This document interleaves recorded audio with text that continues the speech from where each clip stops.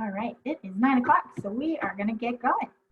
Morning, everybody, and welcome to the second installment of our Breakfast Smart series. This morning's presentation is titled Retail, Keeping Up in an Online World. And when we planned this back in January, we had no idea just how relevant that would be.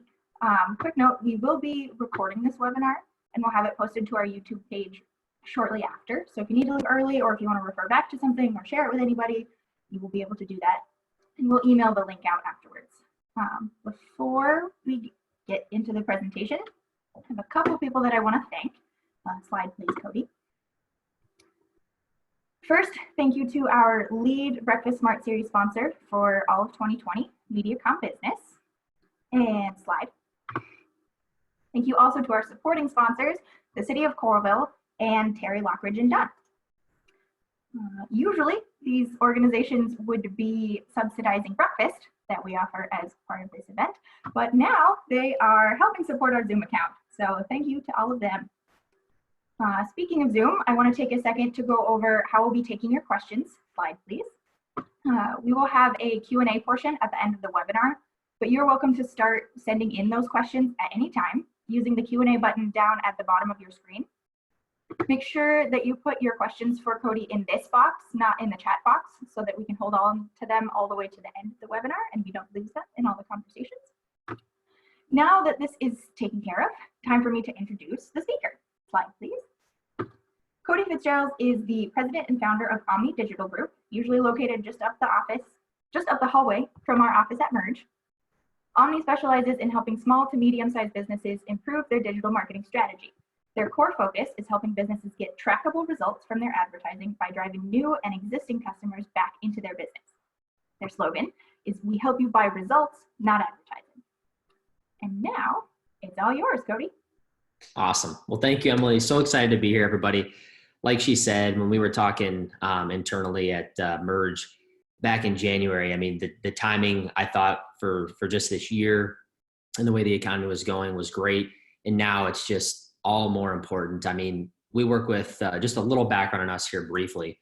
So we work with about 60 companies nationally. Most of them retailers, or basically people that sell physical products. And the last couple of weeks and months, it's been really interesting just to see how everybody's adapting to this. But the thing that really is pointing clear is that you need to have a digital presence. I mean, companies that sell, say, heavy machinery, typically an in-person sale exclusively, didn't really care about their digital presence, had to go exclusively online and digital, down to where most of our customers are in the retail segment, very competitive, had to get even better than they were doing because most of them obviously had a digital presence. So what we're really going to focus on today is really heavy towards people, retailers, people that sell physical products, but all of the strategies. I tell our whole team, it's a team of about 6, basically that what we're going to show you, really 98% is going to be relevant for everybody. It's that 2% that we'd have to tweak for you, whether it's the type of campaign you're running, but 98% will be relevant to everybody on this call, whether you're a retailer or not. So let's dive in. So basically, the goal of the talk is really threefold. It's to help you capture the consumer's attention better than you are today, sell more products, sell more services. But also, I'm just myself personally, big reader, big, executional person. So I want you to be able to take 3 to 5 actionable strategies away from this. I really want you to take something, even if it's just one thing, write out to Hunter Deskin, who's managing the chat for us. He's our lead sales guy. He can definitely answer any questions you have. But I want you to walk away with at least one actionable thing, although we're going to give you many. So the top 5 takeaways I do want you to have, just to preface it, is really 5 things. So here at Omni Digital, these are really like our 5 top strategies, usually that we're implementing with customers. So the first one is really the volume of content. So one of the things that I see with clients, working with them, whether they're existing, we're doing an audit for them, and that's something we can do for everybody on this call just to see, what you're currently doing. But it's usually they're running maybe 1 or 2 ads. And for us, our average client is running anywhere from 15 to 30 ads, really just because we'll go into it more, well, even the second one here, it just makes it more contextual to them. So say you sell, we'll just use an example of 10 different products in your business. Well, why not market to those 10 different potential customers separately? It just inherently makes sense. And that's one of the benefits of digital that you don't get over other advertising mediums, is you can make it contextual because of the different audiences you create and different things like that. But volume of content is big. Making it contextual to the audience. Just the basic example, male versus female, one career versus a different career. This shoe versus that shoe, product by product. You can make it very contextual and slice and dice the audiences, really a million different ways. And we'll go through some of those here today. The third one is probably the most important one, next to number 4, more than likely. But number 3 is really advertising plus retargeting equals success. We're going to go through that. But the example we always give to people we talk with is we've all had the experience where we're researching, whether it's for our businesses or just as a consumer, something online. We go back to it. Typically with big companies, we go into our Facebook or Instagram news feeds or even other places on the web. And now we're seeing that business's product. And the thing that I always share with prospective people we're working with, and even for everybody on this call, is that if your competition is doing that and you're not, your ad is not going to be seen because it doesn't have the ability to be shown because you're not retargeting that individual. So we'll go into that as well, but that's a big one. And tracking is everything. So within the actual digital landscape of advertising, it really gives you that ability to track. And we help our customers, and we'll go through this in one of the slides, track the results from, basically this is how it works, is showing people digital ads and then seeing from your point of sale system, the people that actually purchased over, say, a 30-day period, running the ads for 30 days. And then you can see how many purchases were made because of your digital ads, what the revenue was, and a couple different things, which we'll talk about. But that's kind of what Emily was saying with our slogan of, we basically help you buy results, not advertising. It's true. Because at the end of the day, advertising should not be an expense. If it is, it's because you're not tracking. And that's just what we like to share with people. What are your customer offers? So whether it's a new customer or an existing customer, try to have very distinct offers that you use to generate new business and that you use to retain business. And we'll talk through some of those. So what we're going to do is we're going to go through a couple of customer examples just to show you guys some data, different metrics, campaigns we've done. And then we're just going to go through basically what's working right now, and then leave it up for some Q&A at the end. So just kind of a format there. So this is actually one of our first customers. We've been in business since 2016. And this is one of our initial customers that we got back in 2016. So they're working with them for a long time. So it just has a lot of really contextual, just metrics in here. And I won't go through everything, but the biggest thing I would say from this particular customer is that you can see the volume of creative, that 26 ads on average creative per month, the amount spent, pretty high, but even the unique reach. So we've reached, this particular customer is in Dubuque, Iowa, where I'm actually originally from. And we've reached 133,000 unique people. Okay. Just in we basically do, for most of our customers, 25-mile radius of wherever they're located, if it's a brick and mortar. And you can see the impressions here, almost 3 million. So on average, which is crazy to even think about, but that on average, every single one of those 133,000 people is seeing it about 22 times of all the ads. And that's also why you want to create a lot of content and graphics, is because if you had, you can see here, we've created 1,521 ads. If you had 30 ads running during that time, the person's just going to see the same thing over and over and over. And if for that particular consumer or individual or buyer, if it's not resonating with them, it's going to be hard to get them to convert. So that's why you need to show them a lot of things over time, because that's why we do it, is you don't know what's going to get them to convert. 150 unique ad sets. So that's 150 unique audiences that we've tested for this customer. And most of the time when we're working with people, typically with Facebook and Instagram, where these specific things are relevant and where we do run them, is that, most of the time people boost to say 18 to 65 and it's one audience. We like to make it, again, as specific as possible, so that you can make the graphics contextual to that individual. Because if there's another thing you take away from this call, just know that two things are more important than anything within your advertising. It's who are you advertising to? Make that customer demographic very clear. And what are you putting in front of them? And I would challenge you to create maybe 5 to 8 of those for your business. 5 to 8 different audiences, 5 to 8 different pieces of creative that are unique to that particular audience. So let's see here, 26,000 link clicks, 27,000 videos completed at 100%, 1,000 comments. And why do I show you this? It takes time to get results as well. Give it time. I'm sure a lot of people on here have advertised on Facebook and Instagram. I can tell you for certain, in talking to our customers, it definitely works, but you do have to give it some time. When we bring on new customers, I tell them usually 60 to 90 days because it takes time to just get the ads in front of people. That 22 times on average. In 60 to 90 days, it may only be 2 times on average, or maybe even just 1. So you need to give it a little bit of time to really see that results. But that's just a good customer example with a bunch of data there. So retargeting. So that one of those key things I wanted you to take away. Let's go into retargeting a little bit deeper because it's just so important. So within this, let's show you what we mean by that. So let's take the top example there for a second. So Brown Shoe Fit Dubuque, the customer. Basically, what you have the ability to do, this is another key takeaway, is when it comes to your existing customer base, the number one opportunity that I see for every business that we talk with, period, whether they're really large or really small, is to get back in front of their existing customers again. So how do you do that? If you're a retailer, it's really simple. If you're not a retailer and you have a CRM, it's also very simple. But basically, you download to an Excel spreadsheet your customer list, whether it's a customer list, an email list, a text list, just some type of customer data list, and you upload that to Facebook. And then what that does is Facebook tries to match with first name, last name, email, city, state, zip, just all the customer data. They try to match that to an individual on Facebook.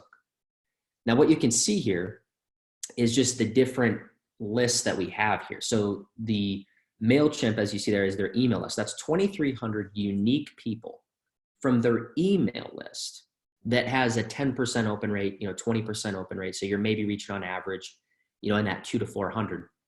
2,300 unique people that we can now advertise to on Facebook. And I would say within about probably 45 days, you're going to reach just about all of those individuals. 20% email open rate, 100% reaching them on Facebook and Instagram. So you're reaching them on 2 different platforms. Coupon page, you can drive people to specific, if they visit a specific URL. Say you sell 10 different products. You want to retarget people based on the product page they went to. Or just to make it again even easier for you, you can retarget your website visitors. And I would also, I know I'm throwing a lot at you, but again, I want to give you as much value as possible, is I would research what is called the Facebook Pixel. And what that basically does is it gives you the ability to do this. It gives you the ability to track those 4,400 people that you see there and actually retarget them over time. So imagine, again, you versus your competitor, you have this installed, you're tracking this, you're showing ads to the individual or the consumer who's shopping your competitor with potentially has the identical same product, and you're retargeting them over time, showing them different ads. You're more likely to get the sale. So you can see at the bottom, Men Dubuque retargeting, Men Dubuque. So the Men Dubuque is basically just a cold audience. It's people who have not purchased from this particular customer before. And then the retargeting audience is Men in Dubuque who are basically have gone to their website, a customer, have watched a video on Facebook. They've engaged with an ad. They like their Facebook page. Different forms of engagement, but they're at least familiar or know about their business. Let's move on here. Targeting examples. So these are the different examples that I was just showing you, those couple at the top there. You can make custom audiences, as they're called, inside of Facebook. You can create them based on your website traffic, your customer list, which is really the top 2 that we create. And again, if you just take 1 or 2 things away from each of these slides, that would be the thing to take away, is create it based on your website traffic, because those are people. I saw a stat the other day, 87% of people, before they make a purchase, start by doing research online. So they're looking at, I don't know what the exact number of different companies they research before they make a purchase, but I can tell you it's probably at least 2 to 5 minimum. So you want to be one of those companies that's getting your ads back in front of people and making you more likely to get the purchase. So website traffic is big. The customer list, again, that's where you go to upload your customer file data from your POS or CRM. People who watched a video, attended an event, like your Facebook page, your Instagram, different things like that. So these are the audiences that you can create on Facebook to retarget people over time. So customer example number 2. This is just to show you some of the demographical data or the deep targeting you can do, because that's what makes your ad spend very efficient and effective. You don't want to make it so broad, because, say Iowa City area, 25-mile radius, you got a little bit of Cedar Rapids in there. That's 250,000 people probably. That's a lot of people. And you're going to have to spend, probably close to $20,000, $25,000 just to reach all those people, probably even more. Well, here's a great example with a customer. Again, in the shoe space out of Cedar Falls, basically they wanted to target for their work boots people who worked at John Deere, Tyson Foods, basically looked at different job titles in different industries that would make it relevant for purchasing a work boot. So instead of Cedar Falls is probably about 150, 175,000, greater 25, 30-mile radius, we got it down to 8,300. And then basically over about a month, we reached 5,000 people. Within that list, impressions, 38,000. So we basically reached on average, 7 to 8 times on average per person, and spent, quite frankly, very little to do that, a couple $100, right? So they basically sell 2 products to those 5,000 people. They break even on their advertising, and anything above that is just gravy on it, and then you're acquiring new business. Within 48 hours, the customer, I saved the text, and I specifically remember him texting me that they had a $350 sale within 48 hours because we called out basically the John Deere and Tyson Foods, especially. We created custom contextual creative saying, hey, John Deere, 10% off. Hey, Tyson Foods, 10% off. So it's very contextual to the person you're advertising to. Very, very big. All right, let's go through customer example number 3. So this is video views. Video ads and videos on Facebook and Instagram. I saw that 85% of content consumed, this stat a couple months ago, is video now, and it's only getting bigger. I'm just a personal big consumptor of YouTube, especially. Video is one of the top performing ad types on Facebook and Instagram. Video stats for one client in particular, 16 videos we created since we started working with them, and over 15,000 views. This was completely organic. And then one of the other things, if you remember that custom audience before, you can create it based on video views. And within that, you can target based on percentage watched. So of these 15,000 views, 3,435 were completed at 100%. Now within that, you can retarget or place ads in front of, again, people who watched a video at 100%. So I'd rather target those 3,400 people that completed a 30-second video, which is on average what we create, than the other, what would that be, 12,000, 11,500 in there of the people who didn't complete at 100%. Because again, it's all about being effective and efficient with your ad spend. If you can view it as a funnel, you want to get people down to the bottom and then retarget those people because they're the most likely to buy. And the other thing too is just like, how many of you have watched a TV commercial in the last 60 days or heard a radio ad completely? I haven't. We aren't consuming commercials like we used to. And recommended length 30 seconds, because then it will work both on Facebook and Instagram. Instagram just has to be shorter than 60 seconds. Customer example number 4. So this is I just wanted to show an example. I know Iowa City is a bigger town, but I wanted to show an example. If you are watching this, you are in a, maybe a smaller area, or you want to create an audience and target an audience that is smaller too. That's another great way to put this. But it was just in Centerville, Iowa, count of 6,000 people, 25-mile radius. We reached 11,000 people over about 3 months 111,000 impressions. So 10 times on average. There's just countless stories. And that's the biggest thing we hear from our customers is their customers just see them everywhere, because we truly make it why we name the company Omni, just omnipresent, where from you're targeting people saying Iowa City to then you're retargeting them. You're targeting your customers. You're just constantly getting in front of people with new product and who you are as a business. And how much do you think we spent to do this? We reached 11,000 people, 111,000 impressions. And within that, we only spent $600 to do that. So, it's just a really good example of how little you need to spend on Facebook and Instagram too to actually get these results. We're not talking crazy numbers here. Our average customer spends on average about $300 to $400 a month advertising. It's really nothing crazy. So my biggest piece of advice, spend as much as you can on Facebook. Your best demographic is that 25 to 70-year-old. More than likely this is where they're at, is on Facebook. That 13 to 35, just a general guidelines more on Instagram. So you can really target pretty much every demographic on these platforms. My sister, for example, who's 16, I don't even think she has a Facebook account, but she's on Instagram all the time. Or I'm 26, I'm on Facebook probably 30% of the time, Instagram, 60 to 70, just as far as the split between those two platforms. So Facebook, with its purchase of Instagram a couple of years ago, made it relevant to pretty much every age demographic.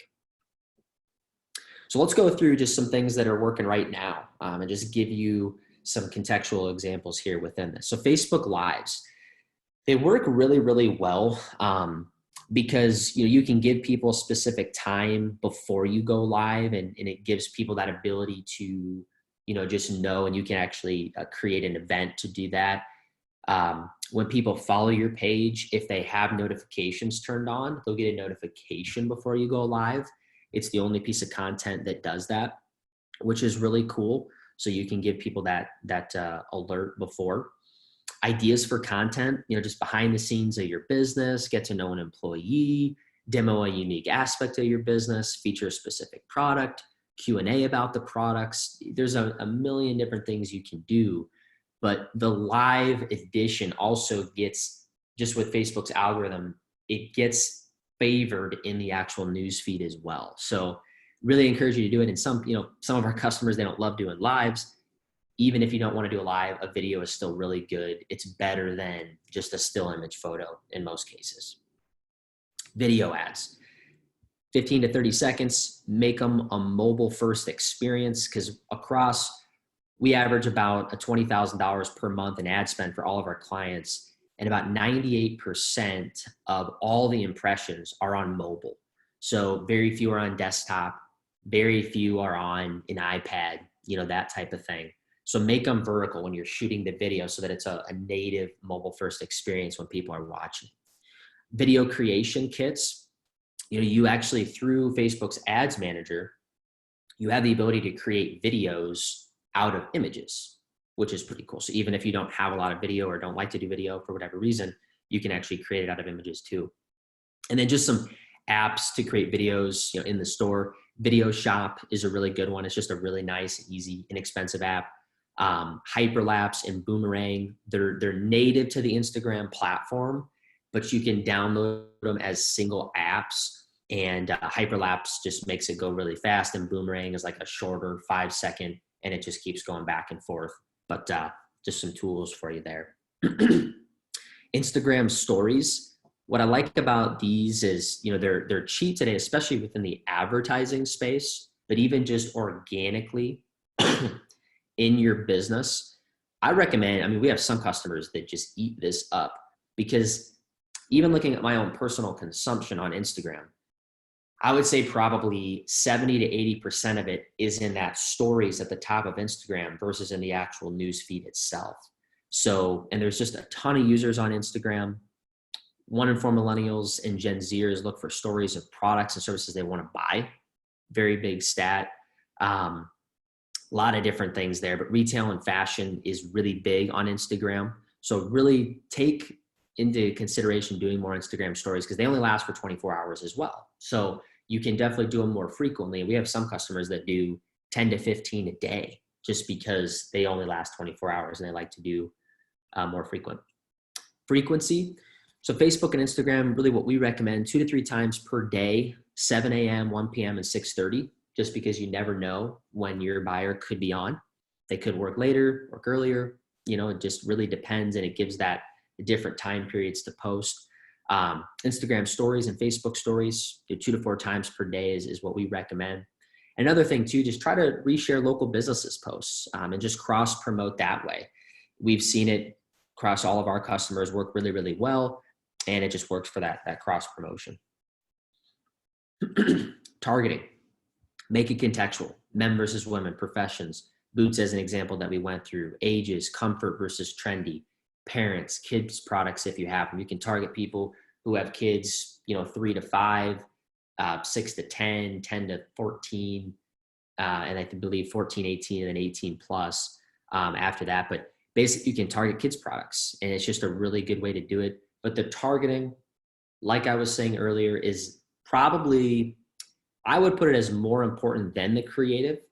Get your targeting right and then get your ads right versus the other way around, just because the targeting is so important, especially if your budget is more limited, because to build a more niche audience is just going to cost you less and get you better results. Events. So this is just from a customer sample. They just hold their shoe store again, and they hold what are called fit nights. It's just people get together and run. And we just did over 4 events. We ran basically 164 event responses. It's about 40 on average to 6,500 people, 52,000 impressions, $2 per event response. So, what would it mean to your business to get on average? And that's usually what we see is usually running from $1 to $3 per event response. So just looking at the lifetime value, if you had 164 people, let's just say even 80 of those showed up and you paid $4 per event response, the lifetime value is pretty good on those individuals because you're creating an offline experience for them. Email marketing. So our big 4 services at Omni Digital are Facebook, Instagram, email marketing, and text message marketing. And within the email marketing piece, it's just really, really good. I mean, it's what we use Facebook and Instagram for a lot for our clients is actually to help them generate more emails and text numbers. Because when we send out an email blast or a text message blast, it costs $0. So it's just very, very effective, and long-term, the lifetime value can just be really, really high. Send out obviously emails for special promotions and campaigns. But the other thing too, I would say, is like for some of our customers, we do say a giveaway a quarter to generate more emails and text numbers. And basically what we do, I think I have it on the next slide here, but is build a landing page. So a lot of people, when they're doing a giveaway, they say, like my Facebook page, share this post, that type of thing. What I would recommend as well is just building a very simple landing page, 1-page website that you can build. We use Wishpond, or you can use Lead Pages, whatever it is. And then it shows just pictures of your giveaway. And then basically you can do, for the entry, their first name, last name, email, and text. Really simple, shows the expiration of the actual giveaway as well. If it's lasting a week, shows the however many days are left. But really, really good to just get more of the customer data and just increase the lifetime value of the particular customer. And then the other thing too is the email marketing, like we showed earlier as well with the MailChimp example in 2300, you can upload your email list to Facebook. And as long as you have that first name, last name, then the email, it'll match it if that consumer's email is the one they use for Facebook to the person on Facebook, and then advertise through Facebook and Instagram. Text marketing. So this has been really big. We implemented this with our customers back in November. And I think long-term, as it states, I think it could be a huge thing for our customers. We send out anywhere from 1 to 2 a month. We've collected a little over 12,000. The other idea, and I've had 2 customers in particular take us up on this, but if you do a lot of direct mail for your business, or you've done it before, I would really recommend sending out a direct mail piece, inviting them to join your text club, to your top 1,000 customers. So not everybody, again, keeping this spend more minimal. Send it out to your top 1,000 customers, probably going to be a $500 investment for you. But imagine if you could turn, and that's kind of what we've averaged, is in that 300 to 400 mark for the other 2 customers to their top 1,000, people joining the text list. The way I think about it is if those top 1,000 customers spend 40 or equate to 40% of your revenue, and you could send them a text once or twice a month, I think the ROI, if you could just get an additional 1 to 2 purchases out of them a year, it could grow your business pretty significantly with those 300 to 400 people. So really look more into text message marketing. I think it's definitely the newest and hottest way to advertise to people, because quite frankly, not a lot of people are implementing it or do it well. Giveaways. So I know Emily's going to give these slides away so you can go and check out that landing page. But basically, it was just like what I just stated. It just shows, your company logo, what you're giving away, the form of entry with the first name, last name, email and text number. And then you can just do basically the when it's ending as well. So you can take a look at that, that landing page asset.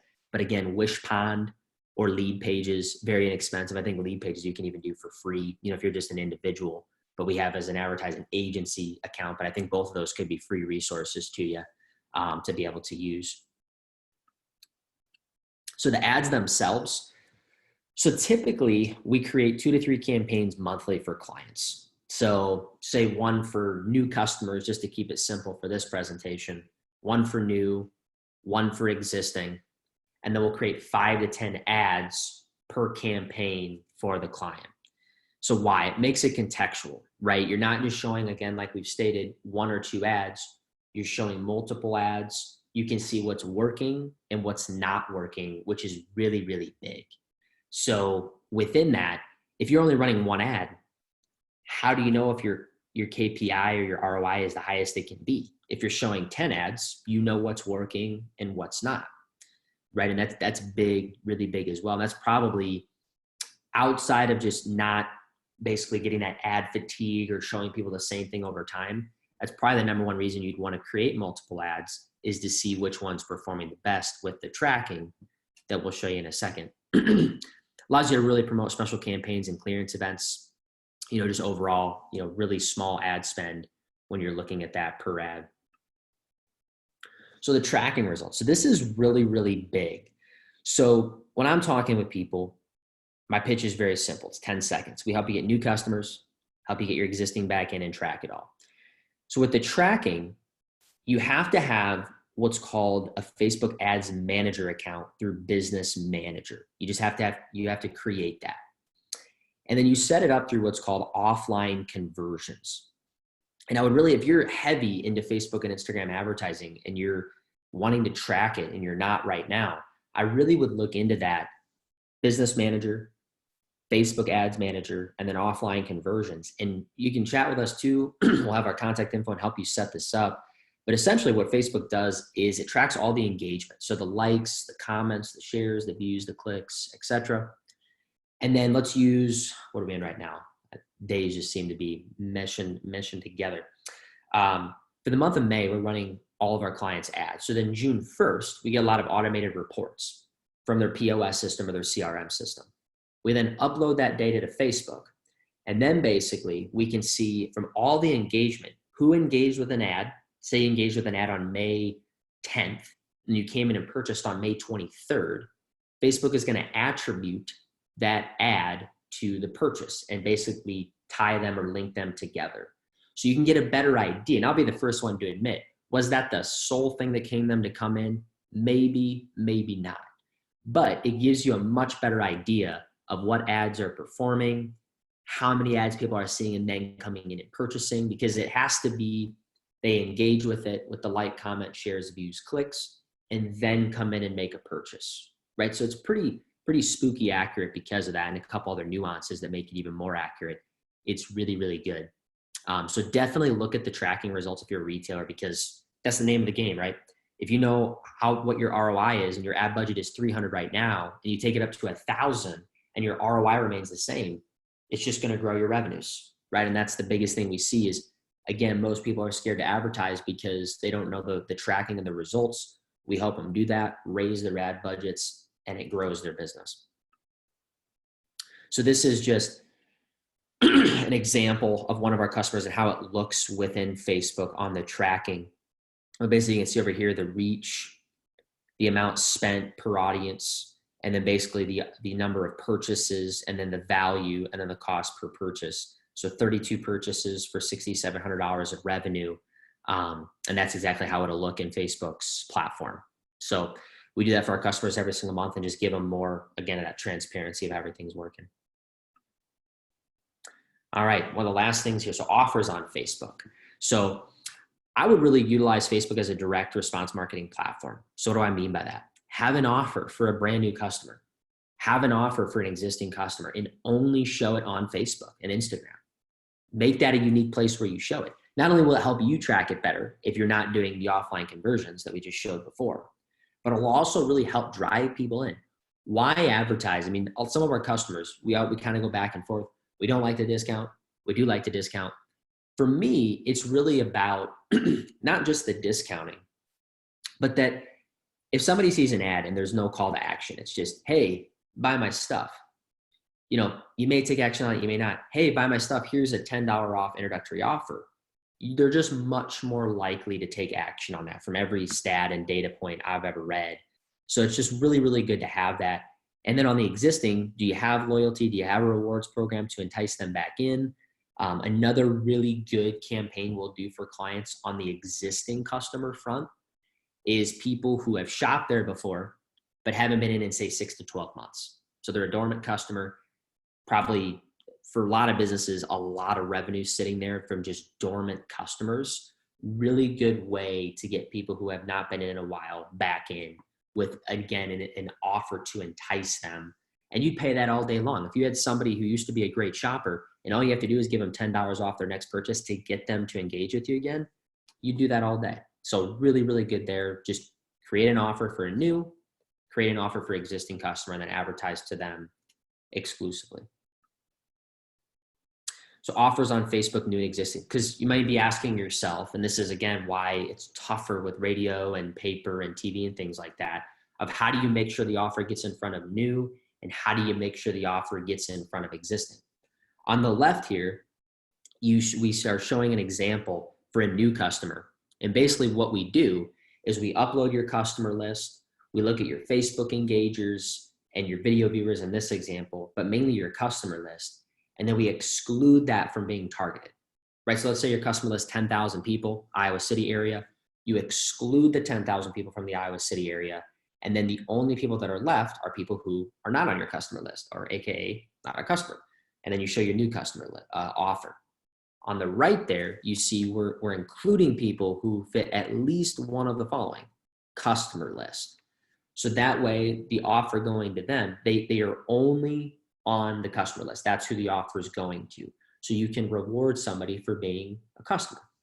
And it's really easy to execute, but again, you have to have the business manager and then use ads manager to do this. You can't just do it through boosting, which is what a lot of businesses do, which is still, I want you boosting if you're not doing a lot of advertising, but if you are boosting right now and you want to take it to another level, definitely through ads manager is the way to do it. And it's, once you get used to it, you watch a couple of videos, and we're building out right now, I'm really excited about this, a retail toolkit that if you don't want to hire us, here's all the resources for you to do it on your own. So we'll have that built over the next couple of weeks, and would love to get everybody's contact info to be able to get that to them too. So Facebook and Instagram quick tips, and then we'll wrap this up. So people that like a post don't necessarily like your page. And maybe some of you have seen this before where maybe you post something and you get 40 likes on it. And then you go in and look at the 40 people and you see this invite button. It just means that they don't like your page. Just click that little blue button and it invites them.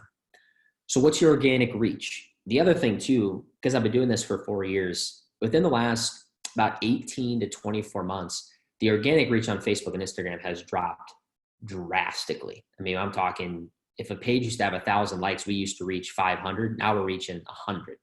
So it's about an 80% drop, because Facebook's a pay-to-play platform now.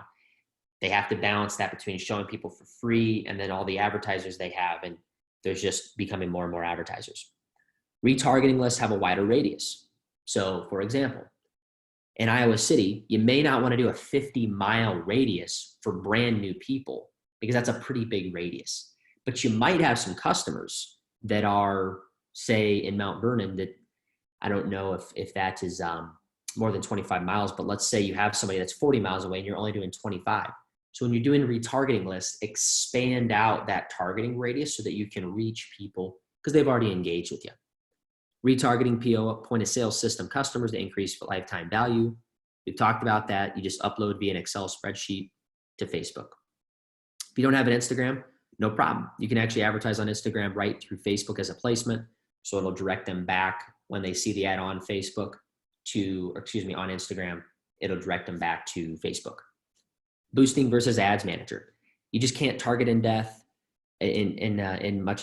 Organic posts are what you're boosting.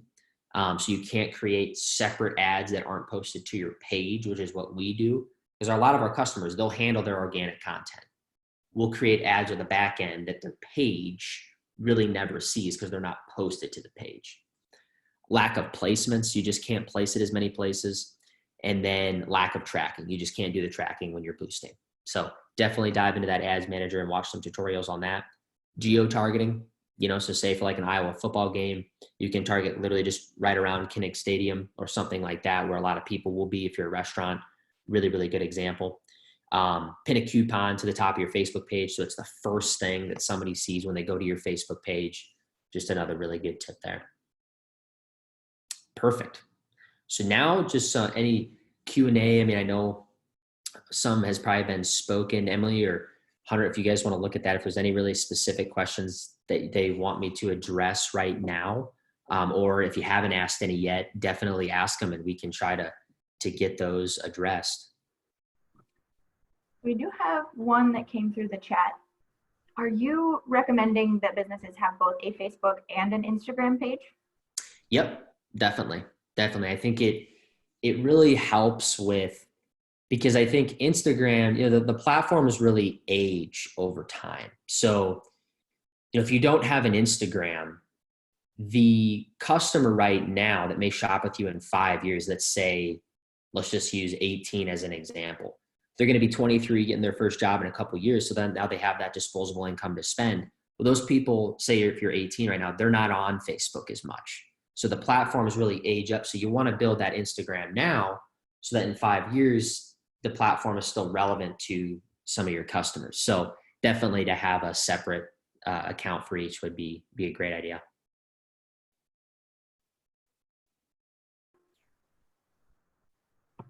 All right.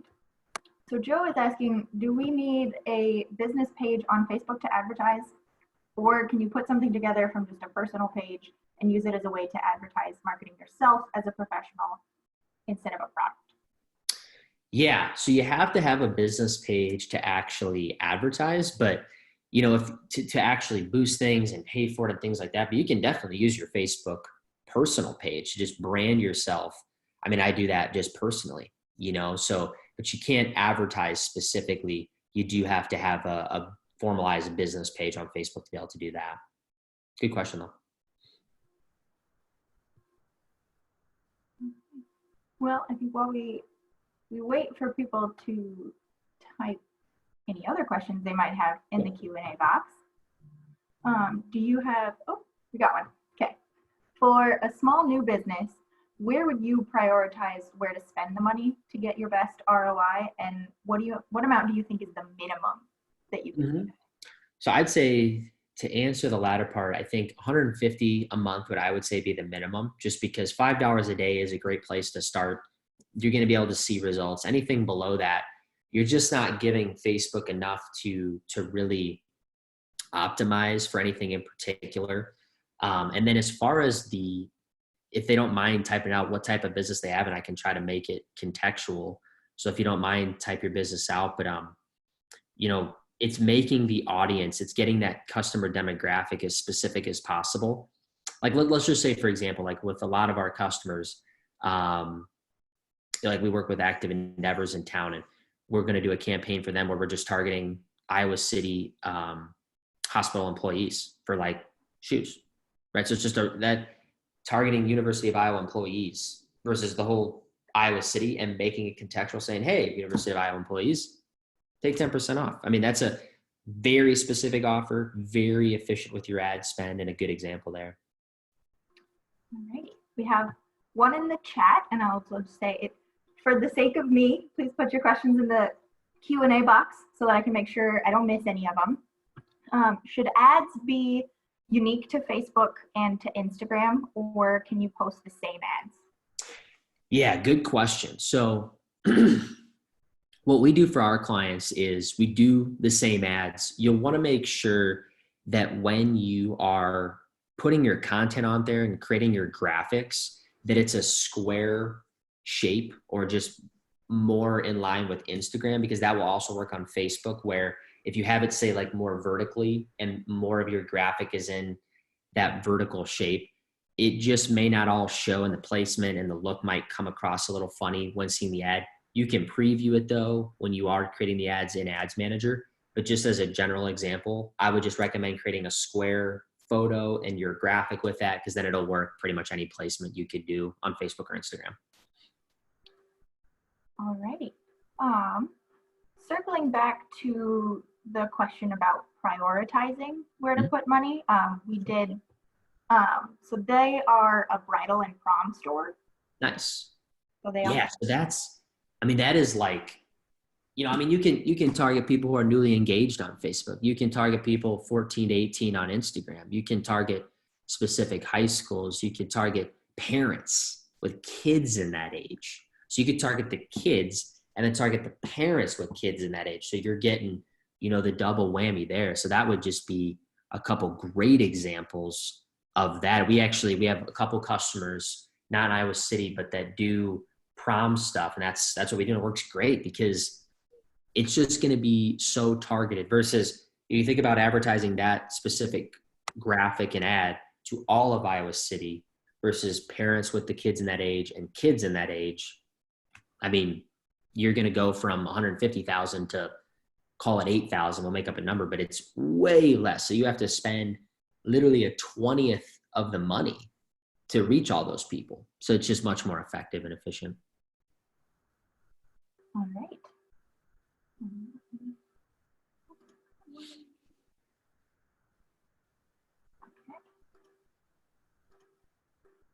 Not seeing anything in there right now.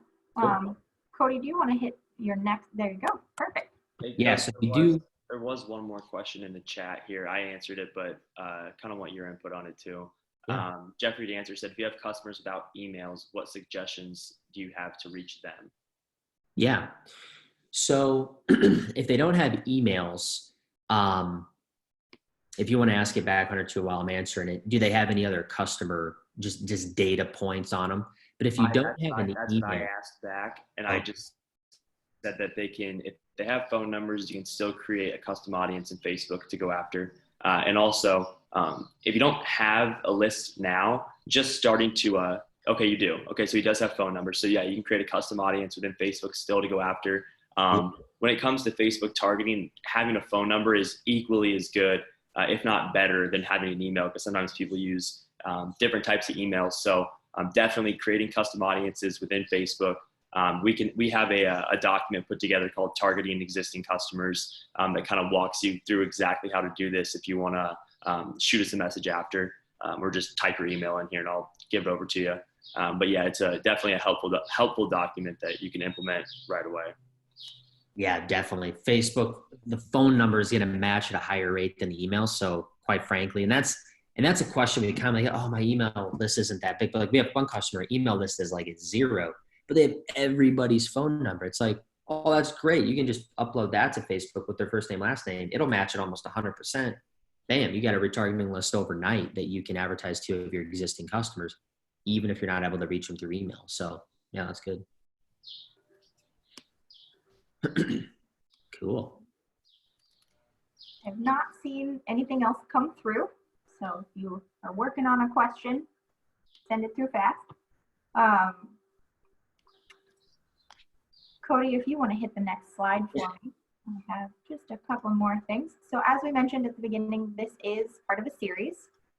So the next edition of this will be on July 10th. We'll have Aaron Warner from ProCircular giving a presentation on cybersecurity for small businesses. And then the quarter after that, October 9th, we have Scott Fisher from Across Consulting, who will be sharing some tips on how small and medium-sized businesses can manage their healthcare costs, which I think is going to become also pretty relevant for everybody. You can keep an eye on our website and our Facebook page to see what venue those are going to be in. Just you never know anymore, right? One more slide, please. I also want to thank all of our sponsors again, Media Crown Business, the City of Coralville, and Terry Lockridge and Dunn for their support of this educational series. And next one. Thank you all for joining us. I hope everybody has a great long weekend. Like we said, we will be sharing this out. We'll have it up on our YouTube page. We'll also make sure to email that to everybody. So you'll have something to do while it's raining all weekend. Thanks, everybody. Appreciate it.